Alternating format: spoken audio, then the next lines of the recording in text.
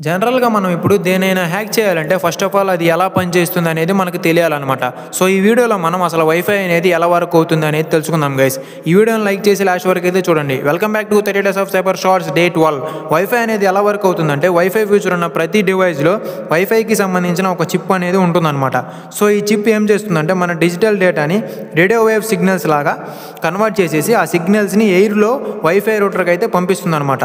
So ఈ wifi router ఏం చేస్తుందంటే ఆ రేడియో వేవ్ సిగ్నల్స్ని తీసుకొని వాటిని డిజిటల్ ఫార్మాట్లోకి కన్వర్ట్ చేసేసి ఆ డేటాని ఇంటర్నెట్కి పంపిస్తుందన్నమాట. సో ఇప్పుడు ఇంటర్నెట్ నుంచి అగైన్ డేటా రాగానే ఈ వైఫై రూటర్ ఏం చేస్తుందంటే ఆ డిజిటల్ ఫార్మాట్లో ఉన్న డేటాని రేడియో వేవ్ సిగ్నల్స్ లా కన్వర్ట్ చేసేసి ఆ సిగ్నల్స్ని మళ్ళీ మన మొబైల్ డివైజెస్కి, ల్యాప్టాప్స్కి, కంప్యూటర్స్కి పంపిస్తుంది. సో ఇప్పుడు మళ్ళీ మన కంప్యూటర్స్, ల్యాప్టాప్స్ ఏం చేస్తాయంటే ఆ రేడియో వేవ్ సిగ్నల్స్ని డిజిటల్ ఫార్మాట్లో కన్వర్ట్ చేసేసి అర్థం చేసుకుంటుంది గైస్.